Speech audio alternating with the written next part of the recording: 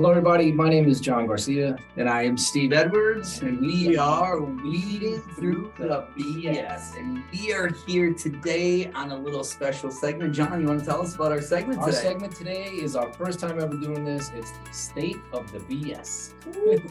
I love your marketing mind, John. What level of BS are we up to today? A lot, right? We've weeded through a lot. We've weeded through a lot, but we've got so many great guests on here. Yep. And we haven't even released everybody yet. It's there's so many so many recordings that we have to release and stuff like that, but so many nuggets, and today we're gonna talk about some of them. But John, we talk to our guests. Yeah. We never really get to talk about us. Maybe I throw myself in a lot in there, maybe a little bit more, but you have done some phenomenal things, right? I want to talk about you. Congratulations, are definitely in order for you. And, tell us a little bit about what you do outside of weeding through the BS, weeding through Premier Virtual. What do you do out there? Yeah. And I first want to really sincerely thank you, Steve, for your support. We talk about workplace culture, we talk about believing in our team, and this is a prime example of me being able to do what they call a side hustle. And what Steve's referring to is the side flick. It's not a side hustle. A side flick, I like that. I'm a board game geek at heart. I have over 300 board games. And last year I put something together. I finally got it to the finish line. Everyone starts a game, a book, whatever it is. And to get it to the finish line is weeding through the BS 101. Launched it on Kickstarter, trying to raise $10,000, and we had over 1,100 backers, and the thing kind of blew up. That's sexy. The next thing you need to do is you need to write a real book on starting a board game on Kickstarter. Yeah, so no doubt. Weeding through the BS of crowdfunding is an absolute. I'm working on it. So, what kind of challenges did you have starting this board game?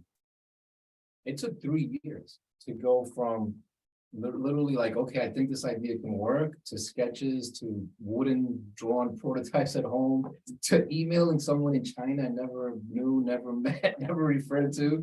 And then the next thing I know, she's asking me for $400 through PayPal to do a prototype. Okay. So they have a website like anyone else, but how do you know you could trust these people? And she's been amazing. The company has been great. Okay. Just purely luck out. So, I mean, the challenges are more about just kind of the time that it takes to play test it, design it, all that kind of stuff. And really, you don't know until it's out there. I mean, friends all liked it, family liked it, but you don't really know. And then you launch that Kickstarter and you've done all your work, and you just hope and pray. And we struck a nerve. People who love golf love the game. People like it's called a dexterity game because you flick, the little ball and stuff. They love the game. So yeah, what's the premise? Tell everybody the premise, right? Because you want to get them excited. So more people. The TGA, as a marketer, I wanted to rhyme with PGA. So that was the first thing. So TGA, and I was like, oh my God, table golf. We work table golf. So yeah. So the premise is a golf game, and is a little kind of like a mini shuffleboard slider is what it is.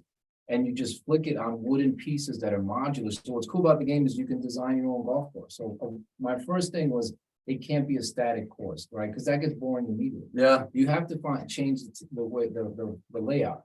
So we did that with the modular tiles. We got that accomplished. Then I had a designer that really brought my idea to life with the rough tile, the terrain. Then it was coming up with the mechanics.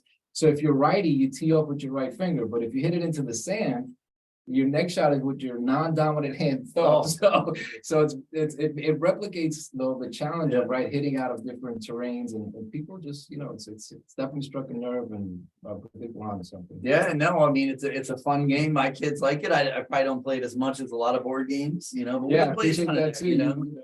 Supported it. Yeah. So that's exciting though, congratulations on that. It's taking from an idea to an execution. We all know how much I love that from where we're at, but and you have your own kudos here very recently, last Saturday actually. TEDx. I love that, Steve. We talk about really like not just believing something, but seeing it. And I say that with my game. Like I would see people taking it off the shelf. Like that was my motivator, is seeing someone take it off the shelf. And Steve here, he said he's going to be on TEDx, and he just saw himself on the stage. And Saturday it happened. And so kudos to you too, man. I fucking crushed that stage. Yeah, you did. I crushed it. I walked off that stage, and a lot of we all know I'm an emotional guy, but I walked off there and I was like, I fucking crushed that. Yeah, you bring a different energy, I know. all the speakers were great and there was a lot of energy, a lot of good nuggets, but Steve's got his own absolutely. I mean, you just cut from a different cloth for that too, and weeds through the BS like nobody else does, and I mean, TEDx is better on more for sure. Yeah, it's I didn't realize going into TEDx how much goes into it. Yeah, there's a lot behind the Right. scenes, yeah. So we can say, TEDx Boca Raton, phenomenal, right? Yeah. Cindy, she was on our podcast. We'll talk about, her a little bit later. It's not just what they're doing on that as well. And I didn't realize that, right? And I remember, I've been putting in for TEDx for a few years now, and I didn't get it. Mhm. And I will say a lot of people don't get it. Yeah. Right. Even when I talk to them, everybody's like, oh, you're telling your story, how you went from a non-tech founder to creating a tech startup. That's what I thought. Right. Right. And beginning in that was my application. I used to send that in. And people are like, they're like, no, you got to have an idea. Yeah. So this year, it was all about how to solve the great resignation with workplace culture. Yeah. We talk about it here. We truly live it here at Premier Virtual. And I just thought it was like something that was, that kind of touches everybody. Yeah. An employee, an employer, somebody knows somebody that quit that's out there. But, like you said, there was some phenomenal speakers on the stage. Like I had, afterwards, Cindy asked me, she's like, obviously besides yourself, because you think you did the best, right? She goes, who are the best ones? And, I had to really think about it. But Mark Nuttleberg out there, right? He talked about failure. And, in my book, I'm talking a lot about, right, Mhm. the failures that I went through to get that. So that resonated within me. But Joy Adams, Joy, I love it. when Joy said, I ran my first marathon at 44, I was like, Yeah. I literally text my wife, I go, What'd she you do? ran her first marathon at 44. And I started thinking, and I was like, yeah, I don't run too much because my knees are bad from jumping out of the airplanes. And she looked at me, I go, yeah, I know. I just I was like, I just made an excuse. But those two were just, Yeah. they were within me, right? With stuff I talk about, right? She talked about inspiration and mindset Mhm. and stuff like that. And that's just, to me, was amazing. It's true, because any success, that's it. Failure, how do you deal with the failure? I love how Joy said, when you're in pain and you just reach the end, separating yourself from that moment so you can have hope and just focus again on what you see if you accomplish this. I Yeah. love that, because right, we're all at the day that you want to quit. You just want to quit. You get tired of the game, you just want to quit. Yeah. Everything that you deal with on a daily basis, and you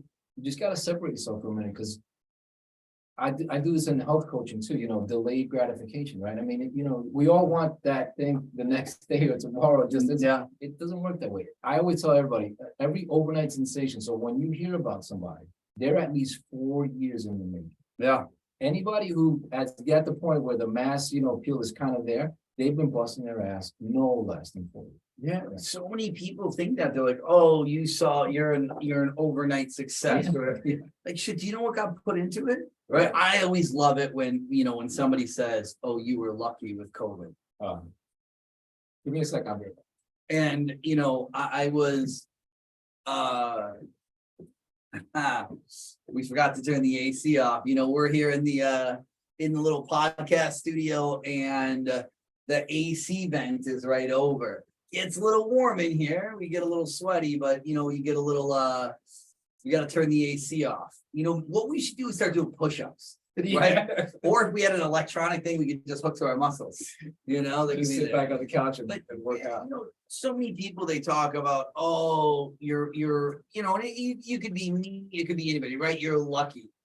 You know what? The people that are lucky are the people that put themselves out there. They put themselves in a position Right. to be lucky. Yeah. Did COVID help the virtual world out there? Absolutely it did. But do you want to know what it was? It was a catalyst to show the world that virtual is here. Take virtual out and replace that with the word technology, right? We did a webinar yesterday and, we had an organization on there and they said there's 30,000 HR tools out there. 30,000, yeah. 30, I was like shocked when the guy told me that. And it was so many that's out there, right? Technology is here to stay, but it's how you use technology. Yeah. AI, don't be scared of it. How about AI? Did you see the story, that AI picture with the Pentagon? No. There was a picture, AI, of an explosion at the Pentagon. The That's stock market immediately started to go down. I think it affected like $1 billion. And in a few minutes, they verified obviously that it was bullshit. That's crazy. I mean, it is scary. But that's the side of AI that I think people and myself are like, they can't really get in the wrong hands. I remember the movie many years ago, War Games. Okay. And the computer took control of like the simulation of a nuclear war, and they didn't know if it was real or a simulation. Wow. And this movie's like from the 80s. Yeah. It was a great classic movie called War Games. And now you're like, it's not too far off. I I mean, do agree, AI for work and where it can be on the positive side, it's gonna make everybody's job, potentially more efficient, more effective. Like you said, it's not easier, we're just better. Yeah. Right, better tools that make you better, and we talked this, funny enough, we had an HR tech webinar, and how many of the conversations went back to the humanity of HR? Like, if you're gonna hire me, you still have to feel good about the person. The AI is never gonna feel good about a person or feel bad about It can weed out a resume. Right, yeah. It can make you have Good or a bad, video too, interview, but but we got the wrong one too. right. We Yeah. talked about that ATS weeding people out and stuff like that. But Yeah. again, you got to embrace it, right? Right, yeah, you do. It's here to stay, Yeah, right? Technology is here to stay. Virtual's here to stay. yeah, it's gonna change, I think, exponentially the world of tech, like what's gonna happen in a year took probably 5 years before, and then it's gonna take a year, then 6 months, it's just gonna, Yeah. it's gonna go a lot faster. Yeah, I was at a symposium recently and I spoke at it and I said, who here hates virtual? I didn't ask who likes virtual, which normally, Mhm. right, in a sales conversation or anything, you say, what do you like about this, right? You don't go in negative. And I went in negative for a reason. And I said, who here hates virtual? And you saw hands go up, not a lot, but a few hands go up. And then I go, it's not about you. Yeah. It's about your end user. That's right. What's your end user doing? Mhm. Now, we know that virtual isn't perfect for everything, right? We know that in-person isn't perfect for everything. But are you doing the same thing, right? I had people that were like, oh, the in-person works better for me. But they weren't doing the same thing on marketing a virtual that they were doing on in-person. And that can change everything, right? And I don't care if you vice versa, if you put all of your marketing and everything into virtual and nothing in person, guess what? Your in-person is gonna work. Yeah. It's like I said, like recruiters maybe before COVID were doing minimal virtual events, right? I mean, Companies that had and now no 80% of recruiters that have tried it never want to go back, like, Right. because it's a better mousetrap. Yeah, it's just they're using technology to get to more people. Yeah. If you're a company that's recruiting remote, are you gonna have in-person or are you doing Zoom That's interviews? totally, Are yeah, you doing yeah. video interviews, Yeah. software? There's so much more that can be done on the on the virtual. And that was kind of some of the stuff that I really talked about on, TED was workplace culture and don't be scared of the AI out there. So, but what else, John? What else is going on here, with some clients? You want to talk about, or some, not clients, Guests? some of our past guests and some of the, what they had. Yeah, I think segueing Cindy because of TEDx, Yeah. she's just a go-getter. She's got her own PR agency. She volunteers at TEDx. She's a cystic fibrosis, I believe, foundation. She volunteers for so many things.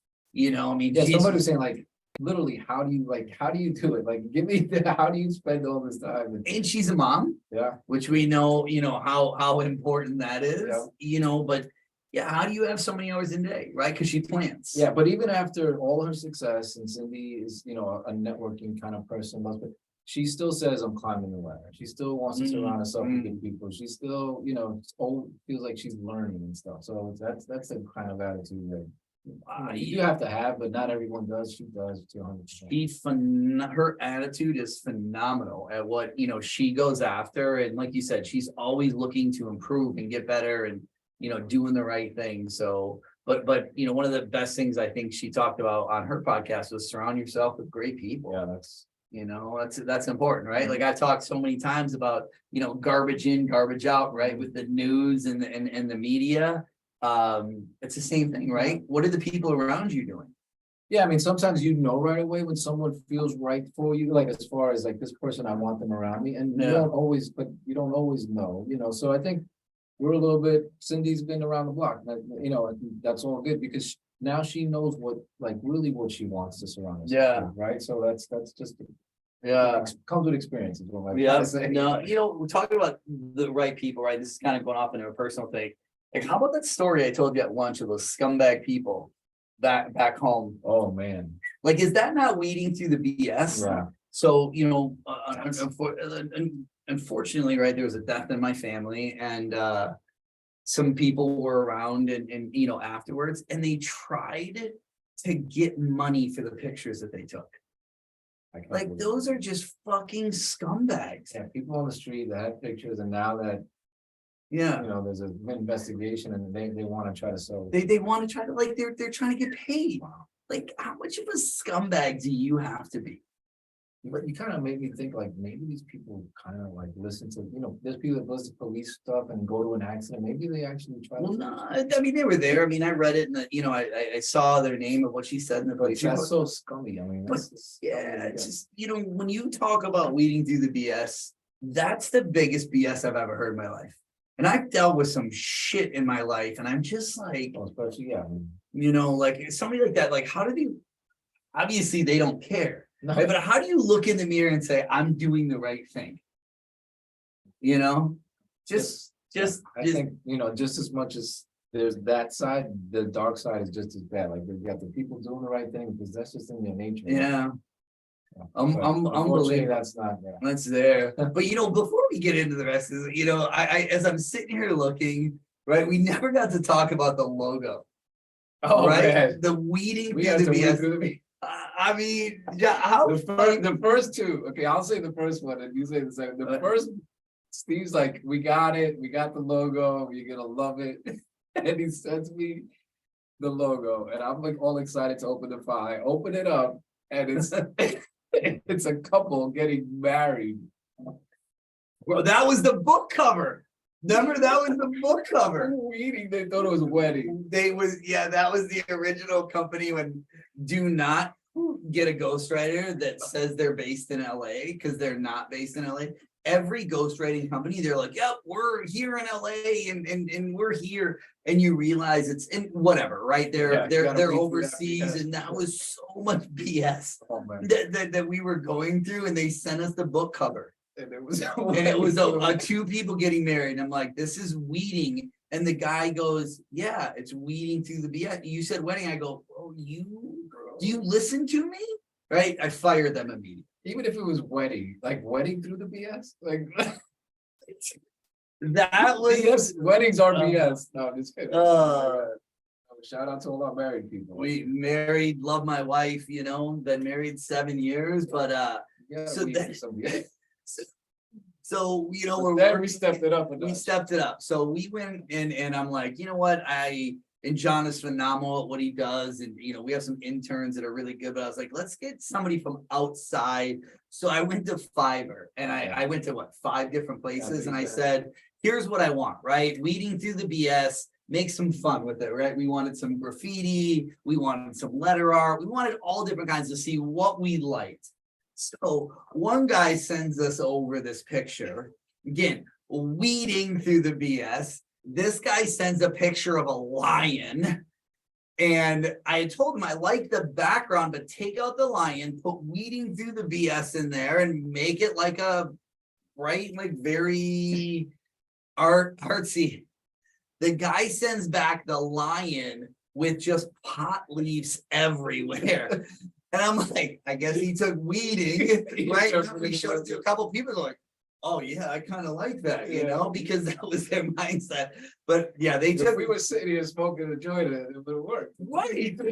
I mean, it was all I couldn't believe it. I was like, listen, you're not there, but we got some phenomenal ones. The art doodle Yeah, that's yeah, there. we use it on our post on Facebook with the word art. That's really cool. Yeah. The word art's there, the one Yeah. that's gonna come out with all the little doodles, will have like the weeding through the BS, yeah, because that's the uh-huh. one will probably be the book Yeah. cover, you know. And then we need a couple t-shirts with the logo. Yeah. Yeah, we gotta get some, Yeah. you know, some out there. So tell us what you guys think about this logo. You know, we should put all three of them out there, just see what That's people cool. think, Yeah, you know, yeah. just kind of see from all of our fans here and stuff like that. But as you So- can see, we wanted to go a little bit against the grain. Not only is the name very different for a podcast, you know, Yeah. we're not trying to be funny or gimmicky. We just wanted to really talk to people about the truth, right? Like cut through it. So Yeah. reading through the BS. I mean- And then Steve's book is reading through the BS. Right, kind of came into place, and John really is the one who kind of, you know, pushed this. Put I it was together, on, yeah, just put it together. Like, it Yeah. makes sense, yeah. we were on podcast last year, and people were like, you guys should start a podcast, and I didn't want to, and then John kind of said, let's, you know,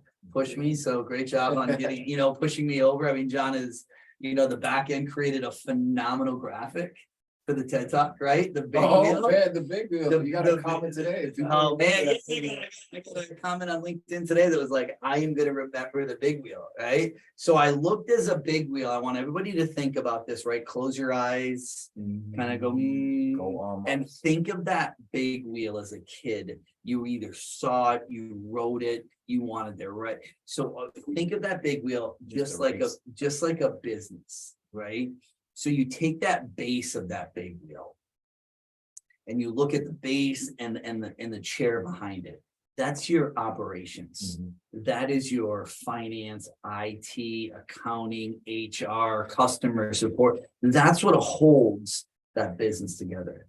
And then that big front wheel, that is your sales. That's what generates the revenue that's bringing you in. That's what's just out front, right? Everybody knows the sales team. They're the ones that make sure that the company is known. But that pedal, Ooh.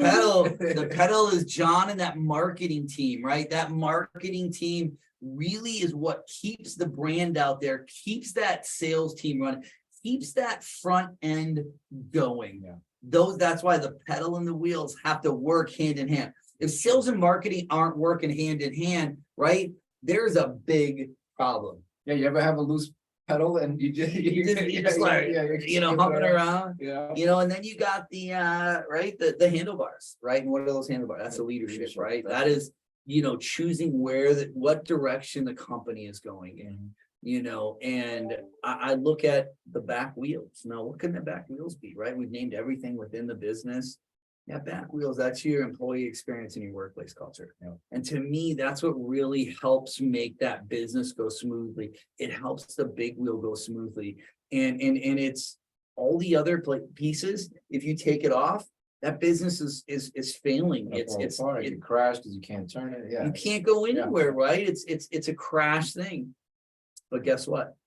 If you have that all together and you take off those back wheels, the company can still go forward. Yeah, you can definitely. Right? It's gonna go, you're gonna pull it, it's not gonna be smooth, it's not gonna be as fast, it's gonna be a lot of friction on there. Mhm. But you put those back wheels back on, and guess what? It flows. And gain momentum and you go faster. Yeah, Yeah. great analogy. And that's why you take that and you put it all together, you know, and I got on calls with John and I'm like, this is what I want to do. I was gonna bring a big wheel in, right? I thought about We're gonna go for it. we were gonna go, I was gonna ride the big wheel in, but I couldn't find one that was big enough for me. It looked a little awkward, We would you need know? an XL, big wheel. Could you imagine me? Super big wheel. Super big wheel. Couldn't make that work. So John built a beautiful slide for me, and you know that resonated with people. Yeah. You know, and right before, and I don't even know if I told you this, I was so prepared. And for people that know, John here is he likes scripts for me, right? John, I work with, commercials and, like all this, stuff. Yeah, scripts have just always been a part of it. Yeah, they've always have, and John is John is detail orientated. So I remember the first time they said, here's a script that you got, and I'm like, yeah, no, I don't read that, right? I just speak right from the, right? So it was, do you remember when we were back in, we were shooting that commercial in the old office and you guys had the iPad and it was like going so slow and I was like, so my name is, I'm like, you gotta speed that up. I talk faster than that. But John, he did this and I'm not a preparer, but I practice his speech. Yeah. I was talking so much, and just so that I knew it in my mind, so I could go out there, just not make a mistake, not go off on a tangent, because with TED also, there's so many guidelines. Like, luckily, I wasn't talking about politics, pseudoscience, religion, I wasn't self-promoting, but we know, There's not a lot of time. there's, 12, yeah, 15 you minutes, got, you got up to 18 minutes, they really want you to be under 14. I kept mine right at 12. But it's real easy to say something to self-promote. Mhm. So I wanted to make sure that it was memorized. And I said right before it, I said to Cindy, I go, I think I'm going on without it, without the slides. This is who I am. She's like, no. She goes, you got some really good slides in there that people need to see it, Yes. right? Yeah. And it was all about the big It was. so now, right, you open your eyes and you're like, man, I see this big wheel, and guess what? You're now gonna remember. Yeah. The Yeah, big wheel. that's a good analogy. That's how it works. Now you're right. When they see it, when they think about it, you never thought about a big wheel being like a business. You gotta be crazy and think outside the box, right? Yeah. Thinking outside the box. Let's talk about one of our guests too. This guy didn't think outside the box. This guy made his own box. Wow. Walter Simmons. Oh man. Yeah. This good man one. is like, he just does stuff like, Walter, he is the CEO of Employee Prince George. It's a Right. workforce development up in Maryland. He's also I think he's the president of NAWDP, or he just actually, no, he's not the president of that. He just won the NAW of the year. he was like the man of the year, Yeah. right? So, but this guy just goes out and he says, don't say no.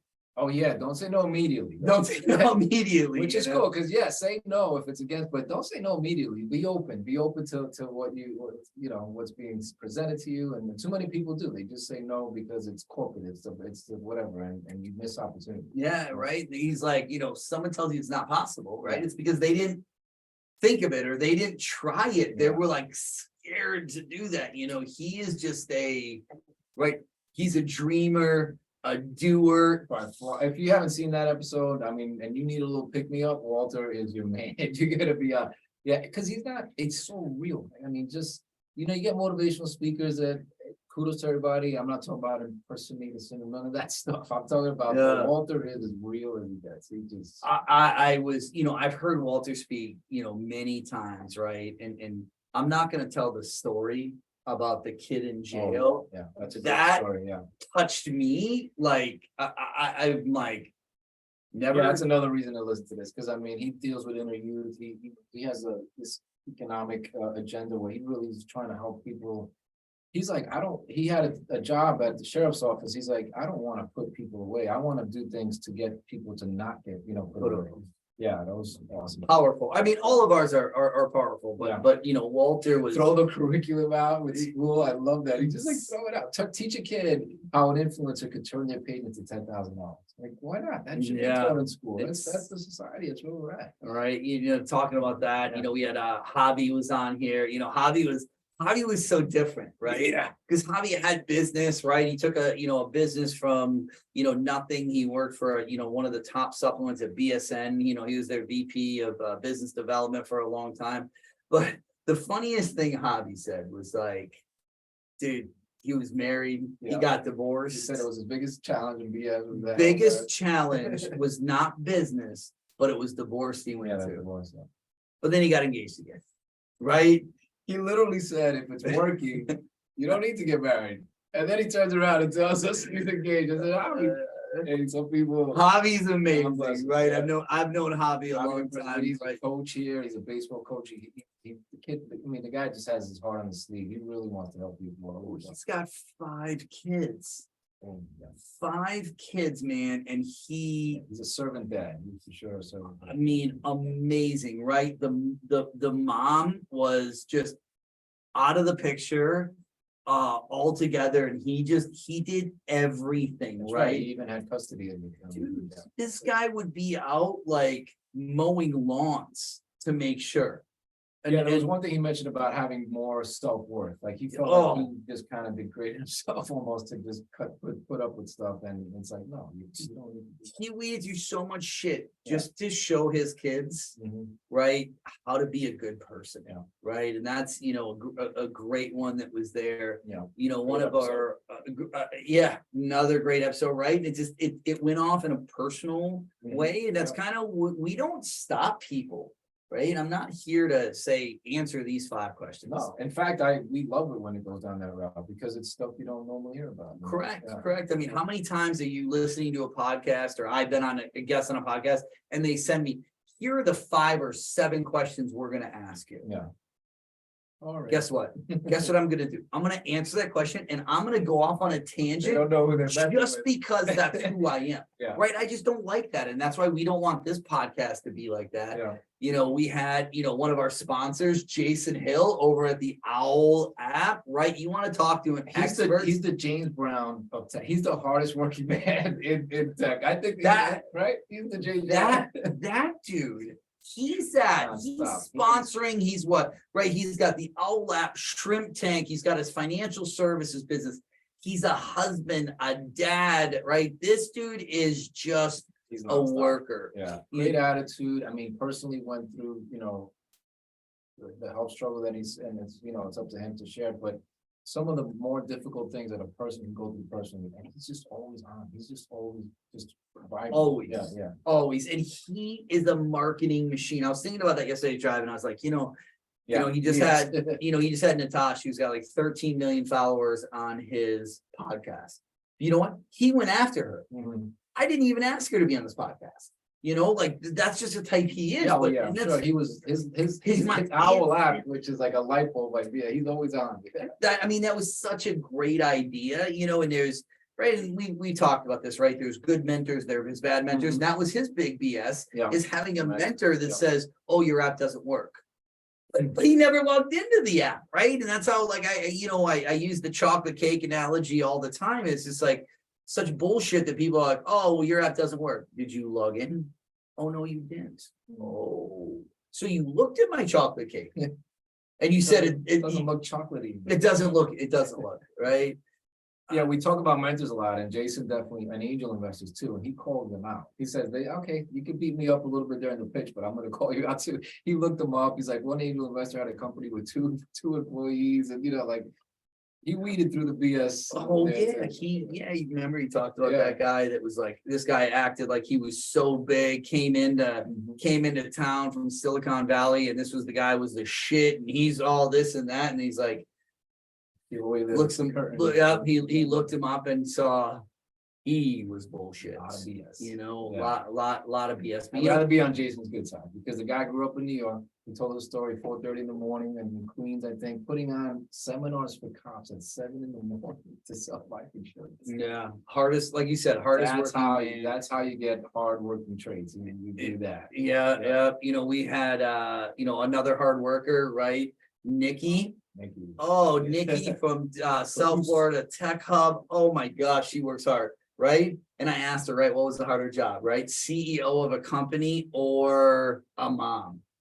Hands down, Yeah, a mom. a mom, right? That to me, that's the toughest. She that's- had no, she was like a mom, and it was cool what she said, like at work. There's certain structure, there's certain guidelines, you're the boss, so people kind of have to listen to you. When you get home, your kids don't give a shit, you're the boss, you're like, especially when they're little kids, it's like, you know, they're gonna test you at every turn, at every corner. So it was interesting that was her explanation of why. Home is much more difficult than at work, is like people don't listen to you at home. I will say that about my kids. I'll You know, test to that. if you talk to my wife, she's like, you know, she says it all the time, right? That's the hard part. They don't, you know, of course they have to listen, but in a way they don't have to. It's not the same, you know, way that you can just kind of get something. I always love the people that don't have kids. They're like, oh, well, just do this. And I'm like, You know, kids have no idea. You know, I will say, you know, talking about kids and stuff like that, I went home today for lunch and my wife was like, so Gavin broke his iPad, right? So okay. he's got a crack in his iPad as well. And Gavin I said, what happened? Did you throw it? Did you step on it? What happened? He goes, I don't know what happened. He goes, and he's 5. Mm, He goes, but I have my money and I'll replace it myself. listen, that was, My wife was like, well, that's not the point. That's really nice of you to do. We just want to make sure that you're not breaking these things. mm, But he didn't say, go buy me a new one, yeah. right? Because we're not going to, right? You know your lesson. Mhm. You're gonna have, like, look, it's not a big crack, but you need to learn your lesson that, you know, you can't Gotta take just care of things, break yeah, yeah. shit. Like, I mean, the granted stuff isn't made like it used to be, but a screen can crack so easily. Mhm. So, you know, but you know, Nikki, you know, female CEO, right? Kind of left their job to go into a Yeah, complete take a different, you know, Cut in half to be. pay cut to Yeah. go in. So Yeah. she's there. You know, we had Bianca on as well, another workforce Fabulous. development out of Texas, out of El Paso. You know, she does stuff that's crazy.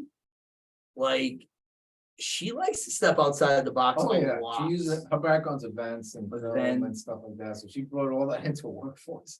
And that's so different, right? We work a lot with workforce and they're Yeah. like, oh, well, we gotta stay just in this little box and stuff like that, you know?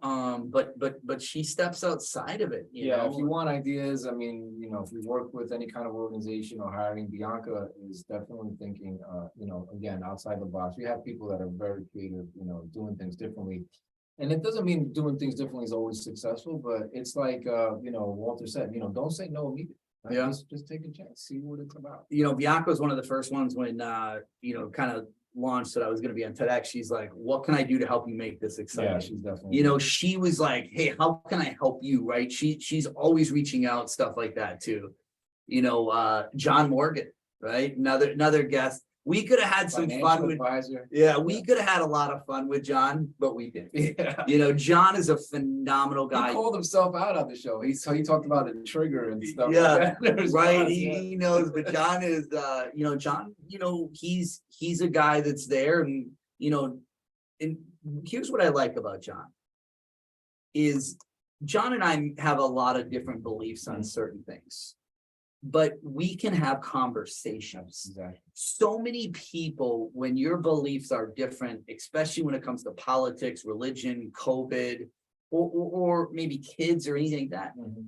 Yeah, It's those like polarizing these issues. polarizing issues that people just like, oh my gosh, this is an issue. Mhm. And it's like an instant fight, right? Like, Yeah. oh my gosh, I gotta defriend you on Facebook or I can't talk to you. It's like, grow up, we're all adults. You have your opinion, I have my opinion. Why can't I'm willing to listen to people's opinion because maybe it's the right one, you know? Opinions are like assholes. Everyone has one and most of us think.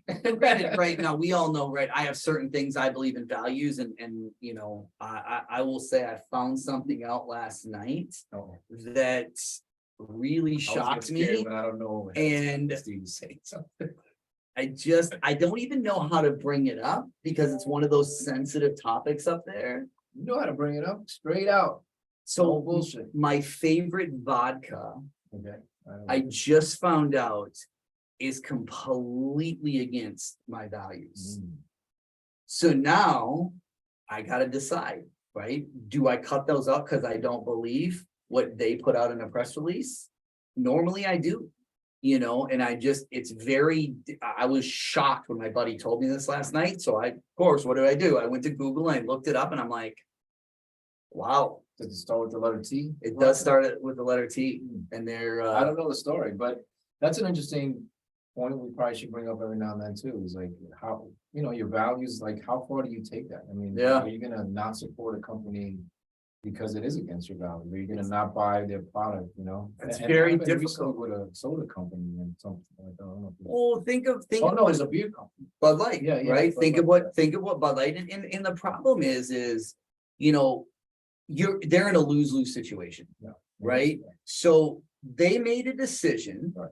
And again, I'm not against anybody's decision, right? We're very, right? I love everybody, Yeah, we right? got a very diverse You look at the workforce. workforce, Yeah. right? That we have our You team, got some right? And crazy people. I'm very right? What you believe in, cool, right? I have that. And I don't care about somebody's sexual preference, race, religion, race, anything like that. I don't care about that. But they came out and they made a decision. They got some backlash. Do I think that they didn't know their market? Yeah. Do I think they could have probably maybe did something else that, to maybe they went to a different brand in what they did? But the problem is then they came out, they did it, and then they said, oh, the head marketers took leave of absence. So now they're backtracking on it, right? So now, right, that community is coming out saying, hey, you didn't stick, up to, you did it and you came back. So they're in a bad situation, right? Just like these, NBA athletes that come out and they're like, they go out against something and, they say it, and then I'm sorry, I didn't mean that. You said it. Yeah. Right. Sorry is that you called out. Yeah. So it's like, own up to it, right? If you make a mistake, own up to it, right? Or if you do something, own up to who you are. That's in there, talking about, the last one kind of, no BS is Shayna. Oh yeah, Shayna. Man, I've known Shayna, I went to Shayna's mentor group. Just Shayna is the in charge of 1909. She is in charge of 1909, right? Incubators and stuff like that. And I went through there as when I had an idea and I was just starting, and they really made me open my eyes about business and stuff like that. But she talks about, right, diversity, inclusion. It makes every business better. Yeah. Right. She talks about building community and what they do. And it's like, build good habits to your business. So yeah, she's as probably the most positive overall person. I mean, she just really looks for, because she talked about pitch competitions and how people could get their butts kicked, by and really, like, at the end of the day, what does that founder get out of it? Demoralized, put all that time into it. Like, there should be more constructive criticism, and so she doesn't like that negative side of it. She really is a positive person. So yeah, she knows. Yeah, she talked to right because she knows, right? Like, we know I love pitch competitions, but it can be the good and the bad side. And right, they say, oh, pitch competition is good because you're going to learn how investors are going to berate you. But some of these judges that I've seen, either one that I was a competition. And these judges, they try to just be an asshole. Yeah, it's like, like, take pleasure in it, just kind of like, right? Like, I've been a judge now, right? I went from, pitching and winning the competitions, and now I get asked to judge quite a bit. And I ask a question to be, more of a constructive question, right? Because I want to talk to them. I don't want to berate them. You're more like Mark Cuban and not quite Mr. Wonderful. Yeah, like I just don't like that approach. But granted, I'm not on Shark Tank yet. Not yet. One day I could be out there, right, scripting. So, well, John, I really enjoyed our catch up today. Yeah. The BS is pretty good. We will have another one, in a couple months. As we have some of our people that we've had recorded already on here that are going to be here.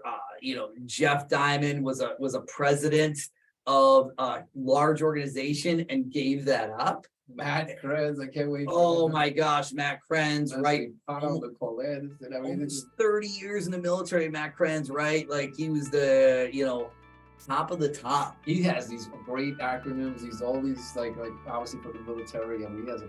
Listen, if you haven't subscribed to readingthroughthebs.com, definitely get to that website. We're gonna be releasing one a week. I mean, we have a lot already recorded. We're there. We wanted to record. Kind of get our down because I don't know if we didn't know if you and I were going to be good on the microphone, right, or good in front of camera. Yeah, It's so working, I think most people having a good time on here and listening to it and getting something out. That's Nicole, Tyson, Mark. We got a lot of great episodes that are coming up. So keep it up. Stay tuned for more of Weeding Through the BS. Weeding Through the BS. We'll see you on the next one. Okay, guys.